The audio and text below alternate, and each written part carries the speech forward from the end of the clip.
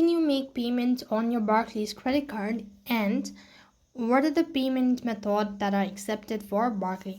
Now, if you have a Barclays card, you can go ahead and pay direct debit from a Barclays card online servicing, or by making a payment from the app or the banker's online or phone banking service.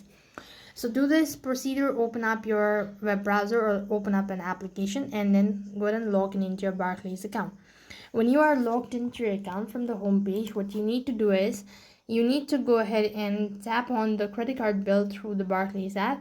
Now, you need to go ahead and tap on the credit card from which you want to go ahead and make payment, then go to pay and transfer. After that, go ahead and type in the recipient details, and once you've done that, you could go ahead and read all of that information you've provided, and that way you could go ahead and make payment to your credit card.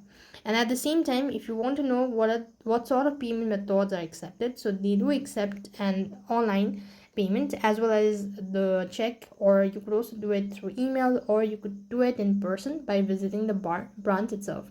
So this way you could go ahead and make Barclays credit card payment. That's all for this video.